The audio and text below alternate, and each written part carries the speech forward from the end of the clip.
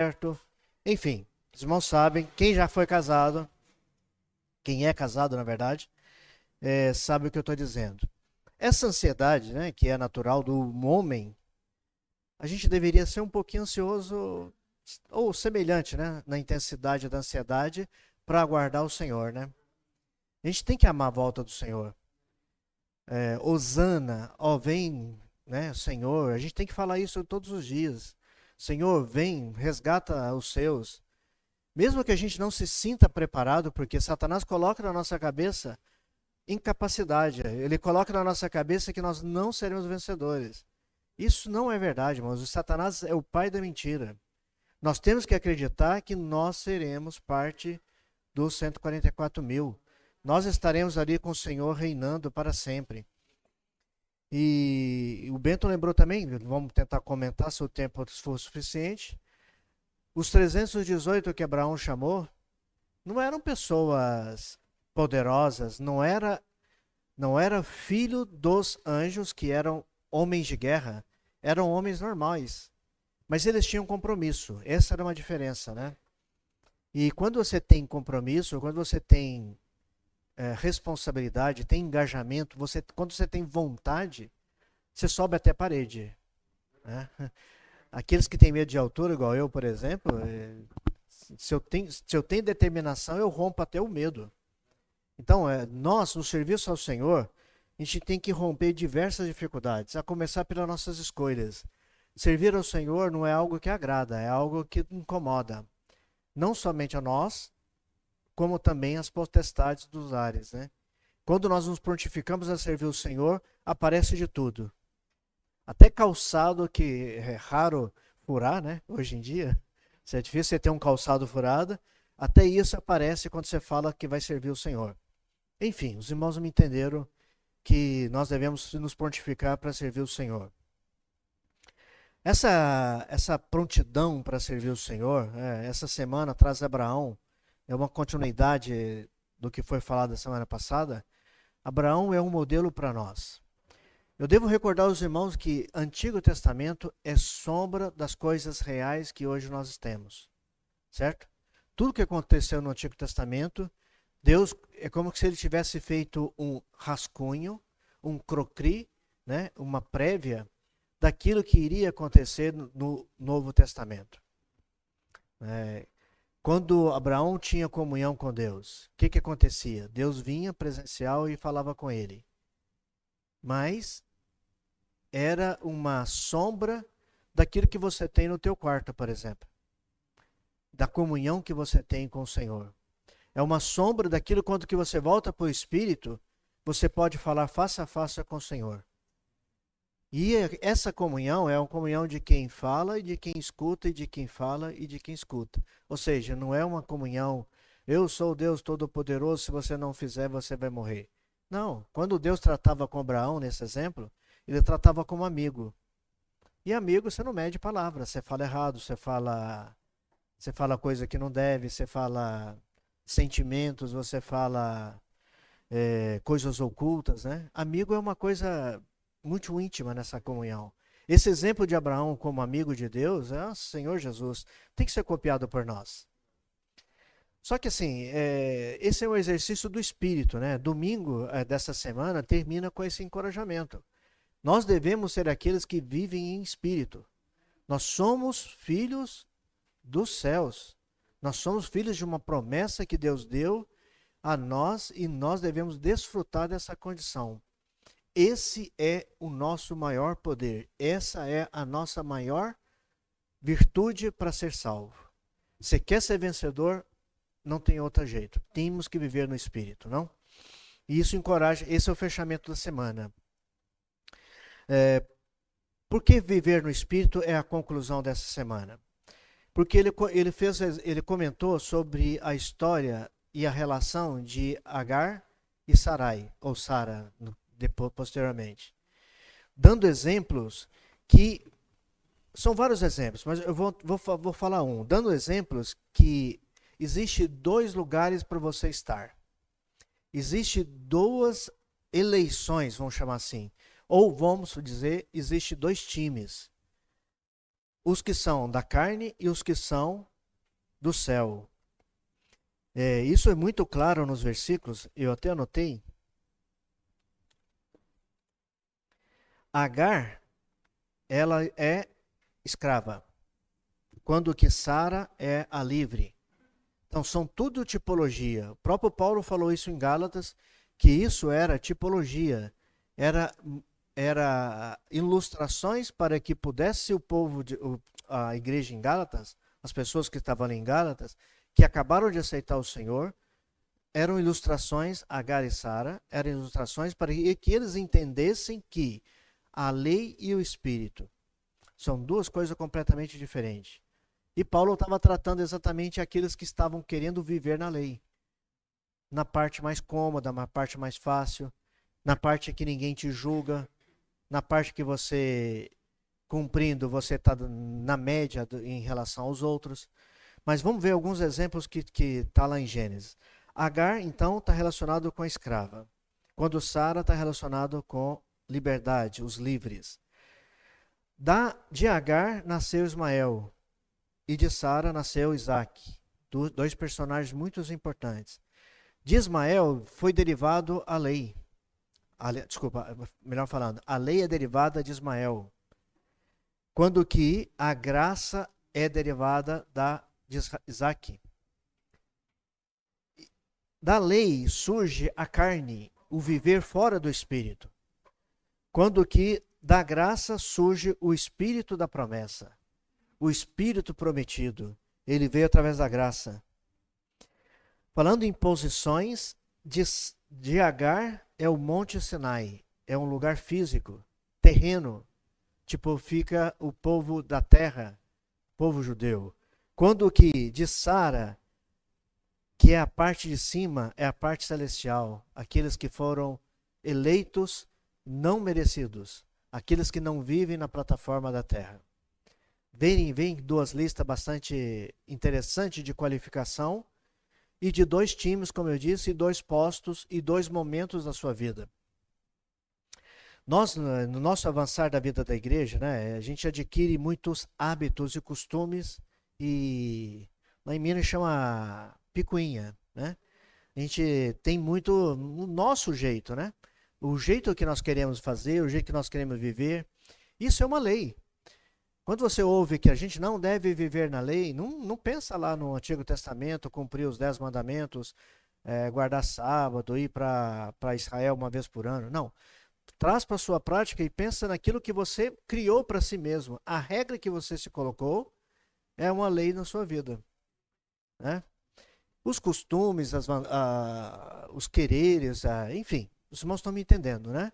Então, quando eu me disponho a não ficar nesse ambiente, a não viver no meu comodismo, eu só posso ir para outro lugar. É onde o Espírito está. Né? Ali há vida, paz, promessa, liberdade, comunhão, luz, palavra e tudo que nós precisamos. Né? Tudo isso é consequência de uma promessa que o Senhor fez a Abraão.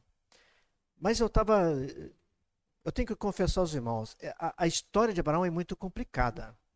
Você tem que ler um par de vezes ali, Gênesis 13 para frente, ou um pouquinho antes, até terminar a história para você compreender as entrelinhas. Graças a Deus que o Alimento Diário ele traz um pouco de mais explicação para nós, né, para entender esses episódios.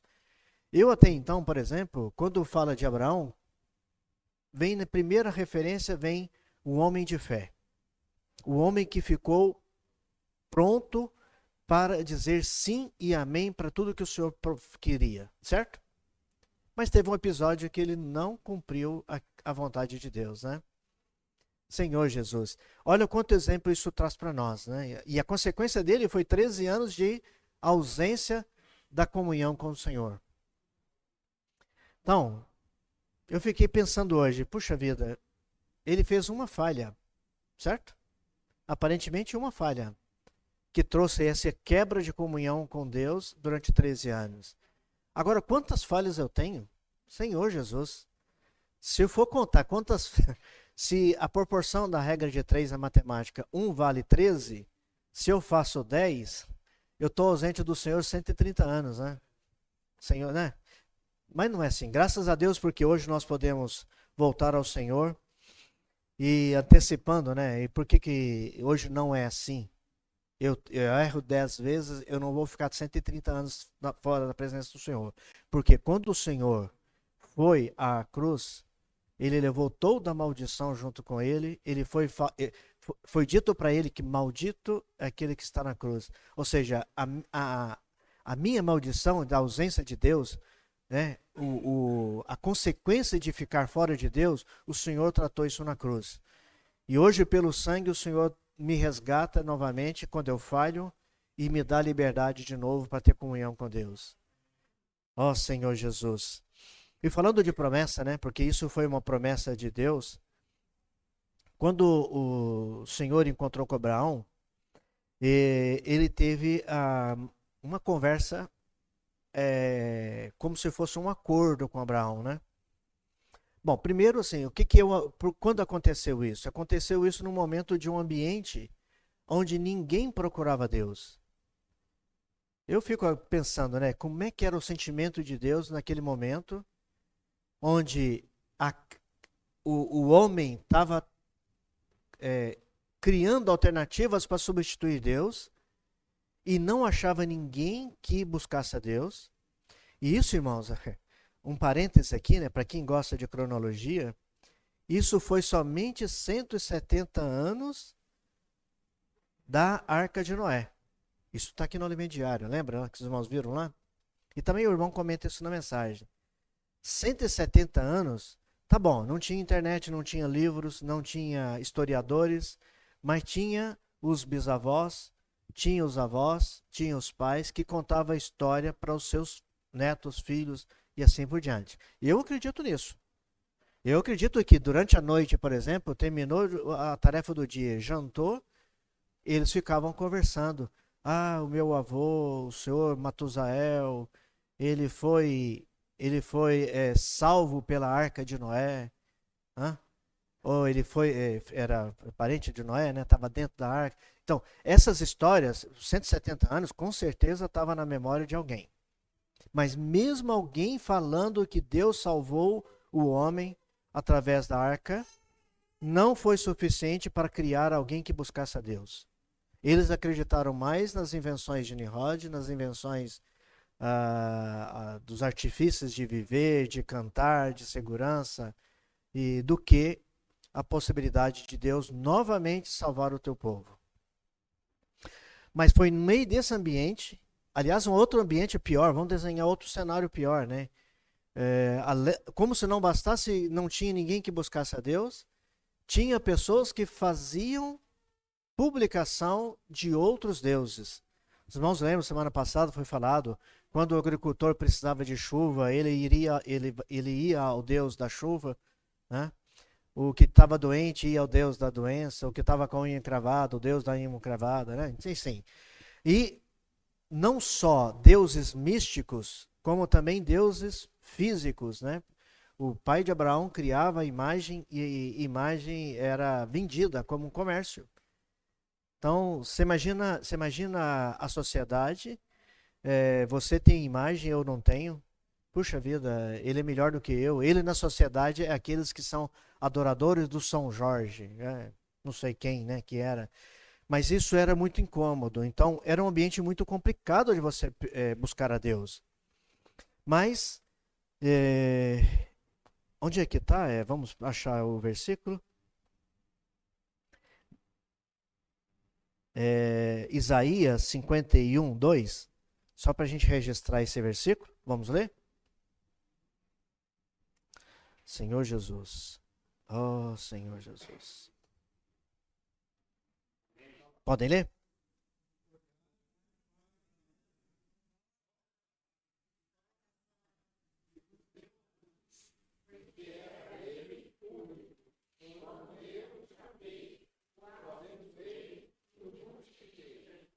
Então, aqui está confirmado, né? Que ele era o único naquele ambiente. Mas era muita gente. Deus é onisciente, onipresente, ele conhece todas as coisas. E ele estava procurando. Quando Quando é que foi que Deus achou Abraão? Talvez Abraão invocou o nome do Senhor, né? Aí o Senhor falou, opa, tem alguém ali, vamos lá. Bom, consequência disso, né, de que Abraão invocava o nome do Senhor. Abraão, ele creu em Deus, né? Por ele buscar ao Senhor, ele creu em Deus. E isso foi lhe dado, ou o versículo Romanos 4:3 fala que esse ato de crer em Deus, o fato dele buscar a Deus, foi lhe imputado por justiça. Senhor Jesus, isso é muito importante, muito elevado, irmãos. A nossa mente às vezes não consegue compreender o fato tão grandioso disso aqui. Deus confiou a sua justiça em Abraão que creu nele. Deus colocou a sua economia na mão de uma pessoa naquele momento que estava crendo nele. Que risco, hein? Um risco muito grande Deus apostar, estou usando essa palavra por causa do português, apostar as fichas numa única pessoa. Bom, o que aconteceu no diálogo de Gênesis?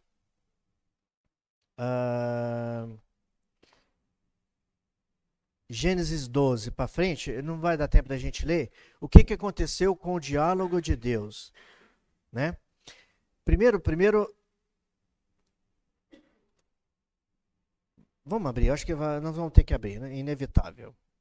Gênesis 12.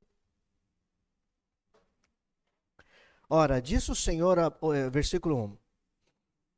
Ora, disse o Senhor a Abrão, saí da tua terra, da tua parentela, da casa de teus pais, e vai para a terra que te mostrarei.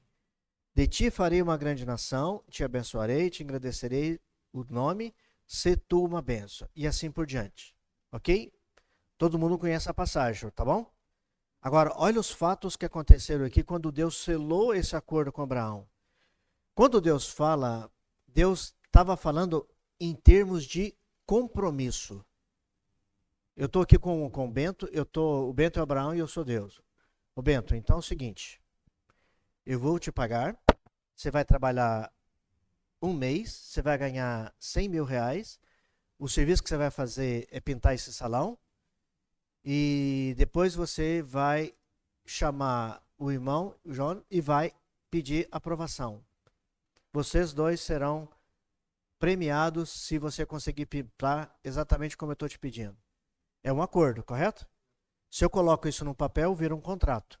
E o prazo é X, né? No mundo a gente dá prazo. O prazo é X dias. O Senhor estava falando com Abraão dessa maneira. Olha, irmãos, é promessa. Nós temos que acreditar que isso é chancela. Deus estava fazendo um acordo com Abraão, mas era condicional. As condições eram, sai da tua terra.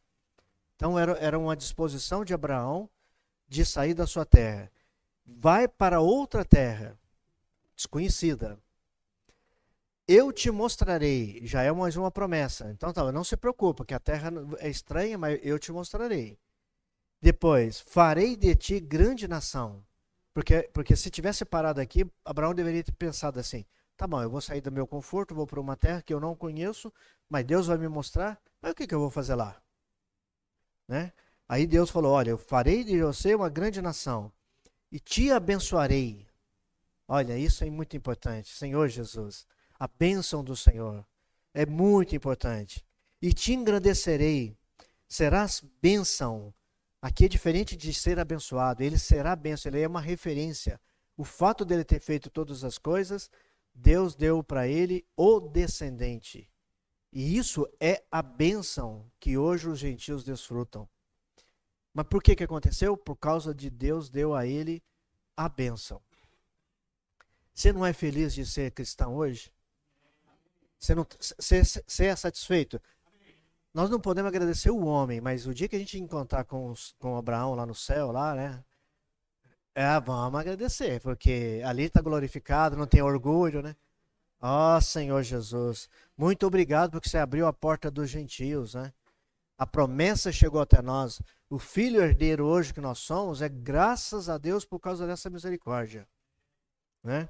Depois, ele ainda falou, serão benditos, né? Como é que está o versículo aqui?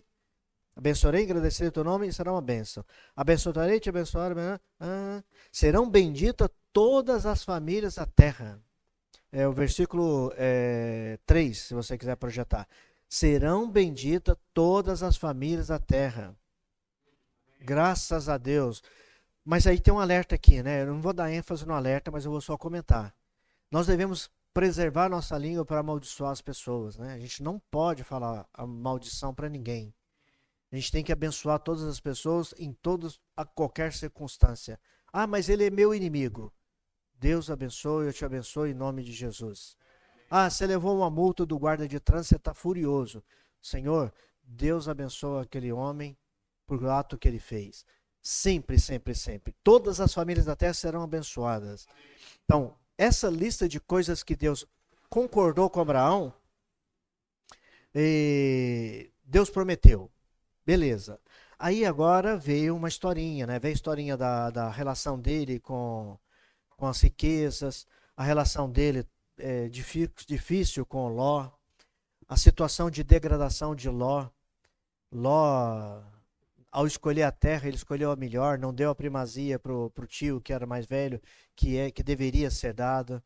Ló, além de ter escolhido a terra, ele se apoderou dos seus bens e ficou fechado nos seus bens e ficou mais próximo de Sodoma e Gomorra, que era a região dos pecados. Enfim, então toda essa história aconteceu.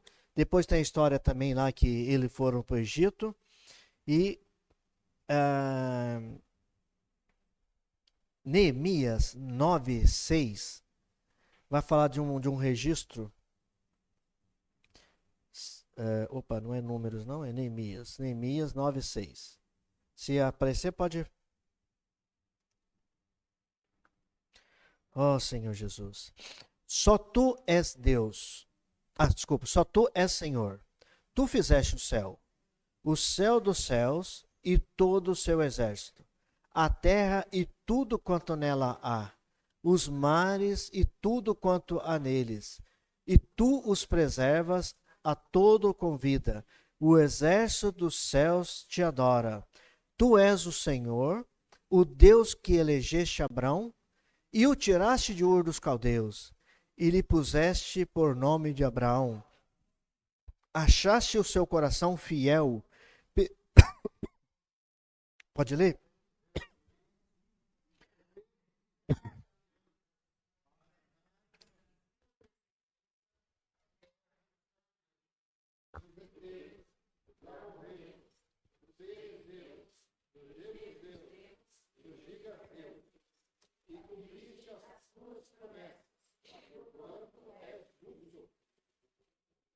Porquanto é justo. Eu quis ler isso daqui porque esse é um testemunho da vida de Abraão e da relação dele com Deus Todo-Poderoso.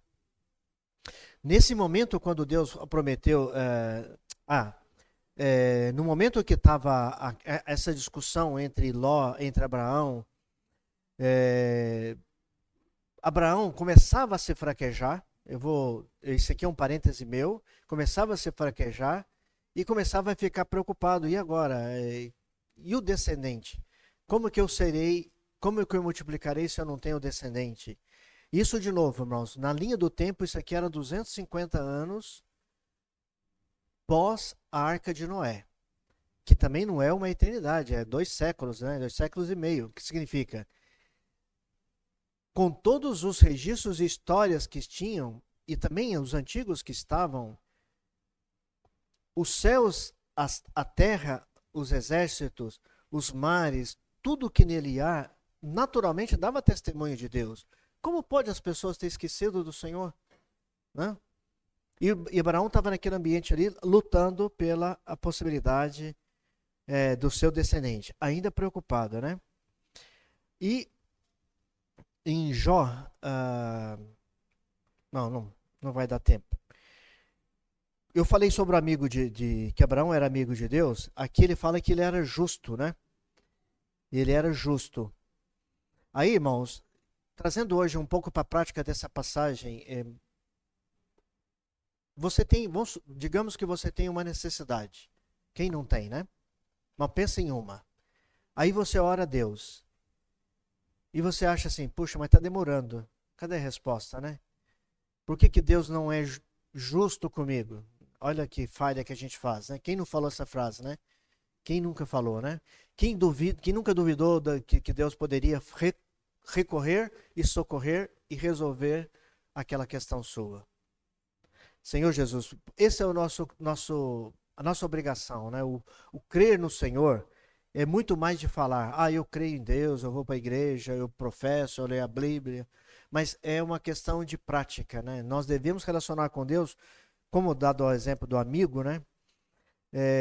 Ser amigo do Senhor e ter uma comunhão perfeita, mas de confiança que Ele cuidará de todas as coisas.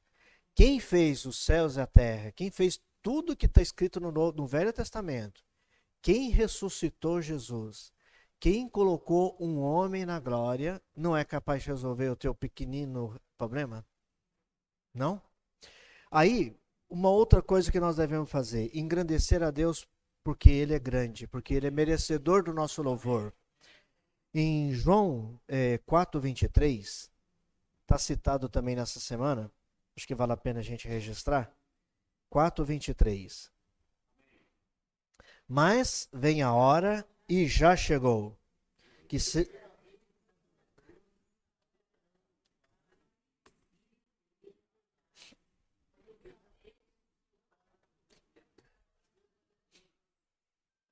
Deus é Espírito, e importa que os seus adoradores o adorem em espírito e em verdade. Esse deve ser nosso viver.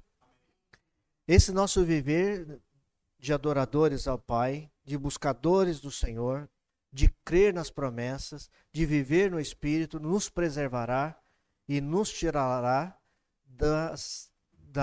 do viver sob a lei ou sob as nossas preferências. Certo? Então, como eu antecipei, a gente tem que evitar de errar como Abraão errou. Naquela época, Abraão, na história, né? Na história ficou registrado que Sara não poderia ter filho. Parece um detalhe, mas por que isso foi importante? Porque foi prometido o descendente e o descendente nascido de Abraão. Então Deus é muito sábio. Seria assim, passaria natural se Sara não fosse estéril. Por quê? Nasceu o filho. Tá bom, nasceu o descendente. Ele que vai ser o descendente? Nasceu. Mas não, Deus criou a situação para dar ênfase, para ser marcante, para dar ênfase que o homem não pode fazer. As coisas de Deus não podem ser feitas pelo homem.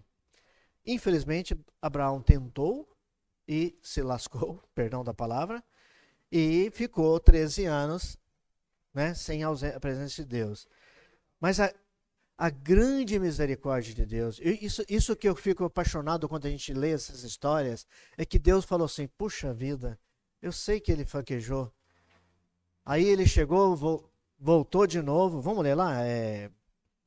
Eu não sei se eu vou achar o versículo correto, mas se eu não conseguir, peraí.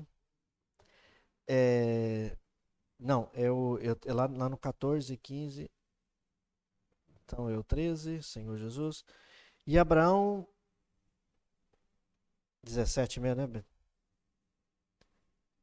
Senhor Jesus. Isso.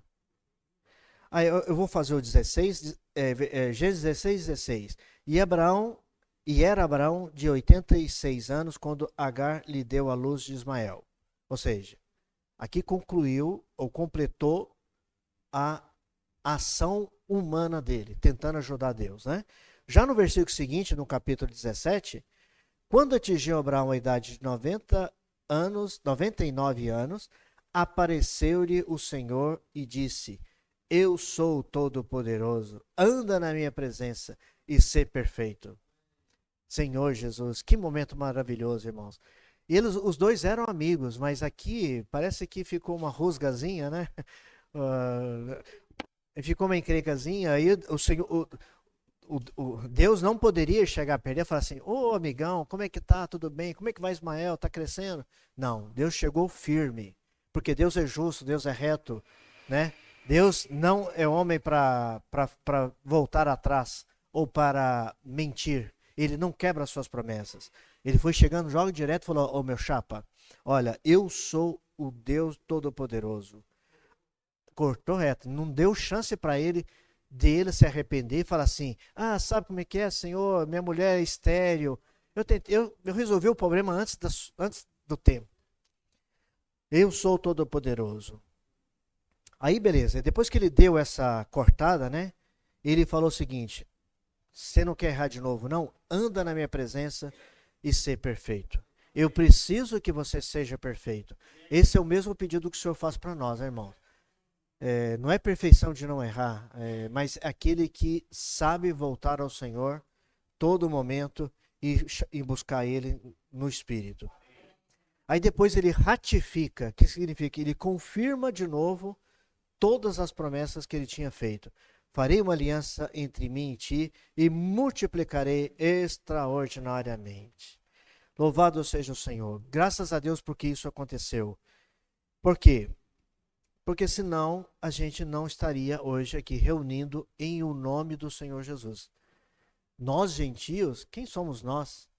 Hoje nós estamos aqui representando a Igreja de Deus que reúne-se na cidade de Hortolândia. Nós estamos dando testemunho da unidade, nós estamos professando a vida e o nome do Senhor e exaltando o Deus Todo-Poderoso, tomando a sua palavra. Isso só foi possível porque nós fomos abençoados nessa ato lá de Abraão. Né? Isso gerou a igreja, né? Gênesis 15, de 1 a 6, não vai dar tempo de ler.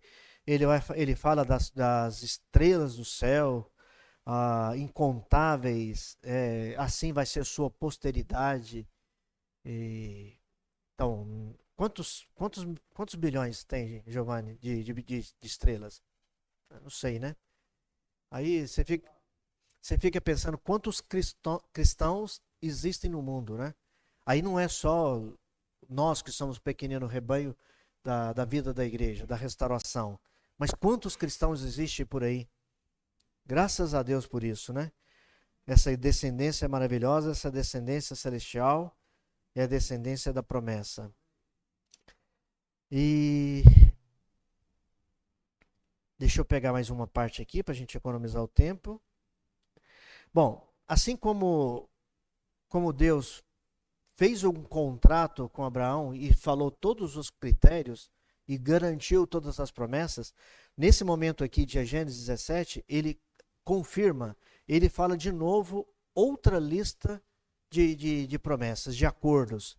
Primeiro ele se apresenta como Deus Todo-Poderoso. Depois ele condiciona: Abraão, você tem que andar na minha presença e também ser perfeito. Não usar a sua força. Eu sou o Todo-Poderoso. Depois ele colocou outra condição: creia em mim. Consequência será: você será um pai das nações e será fecundo, né?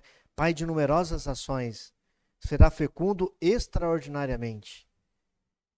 E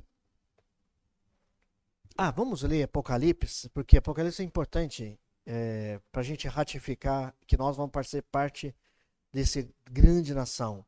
Apocalipse 5:9 fala assim: e entoavam um novo cântico, dizendo: digno é tomar o livro e de abrir-lhe os selos, porque fostes morto e com o teu sangue compraste para Deus os que procedem de toda tribo, língua, povo e nação.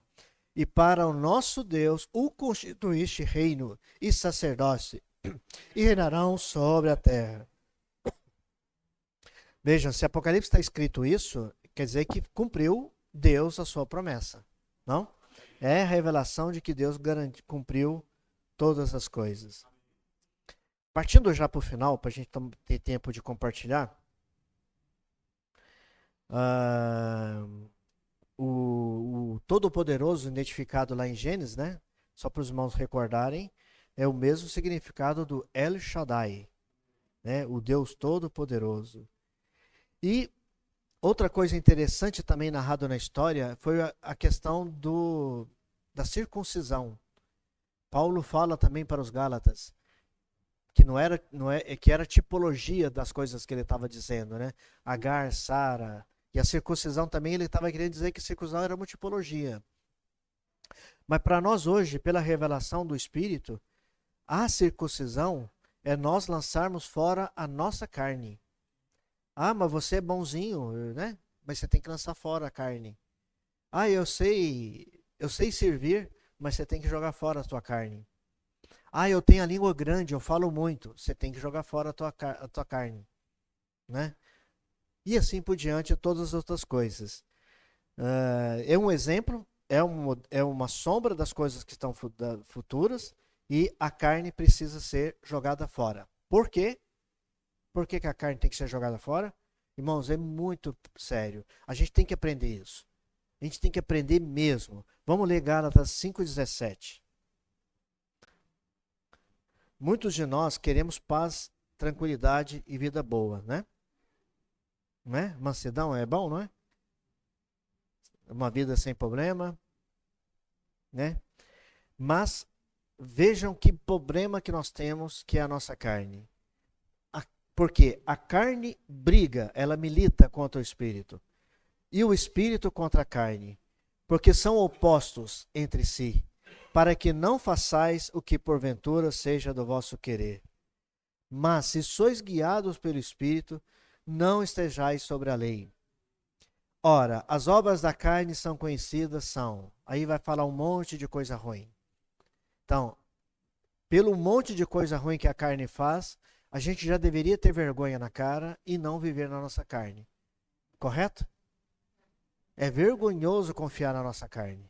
É vergonhoso, é uma lástima. E o fruto do Espírito é amor, alegria, paz, longanimidade, benignidade, bondade, fidelidade, mansidão, domínio próprio, tudo de bom. Ó Senhor Jesus. Vamos passar mais uma coisa.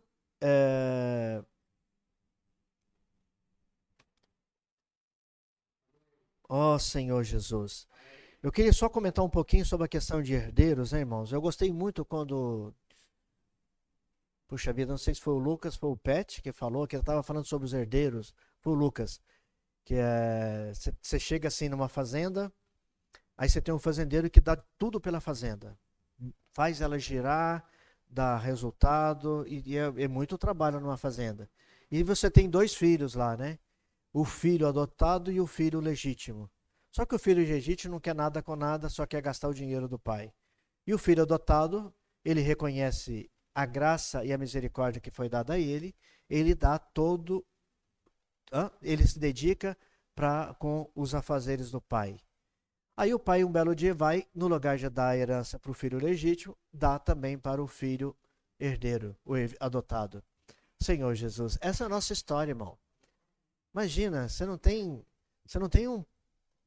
a Bíblia fala que Abraão não tinha como é que é? Um palmo de terra? Não, um pedacinho de terra, né? A sola do pé de quantidade de terra. Ô Senhor Jesus, olha o tanto de coisa que ele teve, quanta riqueza que ele teve, e ele ainda esnobou, né? Sim, mas ele ainda esnobou, que depois que ele derrotou lá com os 318, não foi o rei de Sodoma, falou, olha, pega o que você quiser, me dá só o povo, leva toda a riqueza, falou, não quero nada. O meu Deus é o Deus da minha riqueza, né? Graças a Deus. Bom, onde é que eu estava? Da herança. Então, hoje a gente não tinha nada, irmãos. A gente não tinha nada. Aliás, a única coisa que nós tínhamos é um destino, que era o Lago do Fogo, né?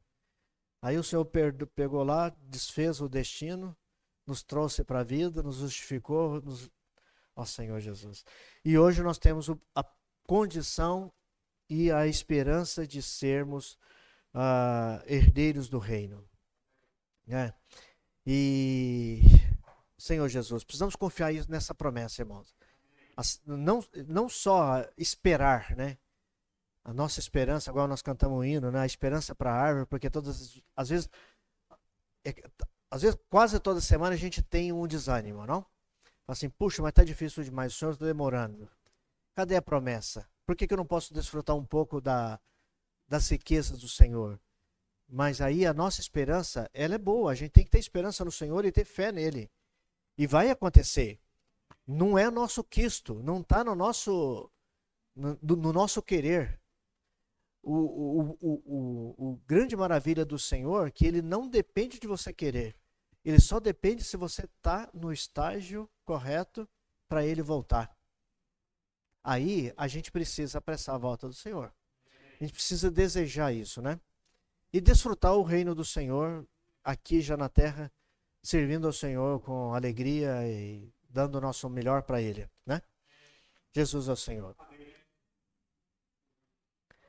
Fica a preferência se quiser compartilhar individual ou se quiser fazer grupo, né? Tem poucos irmãos.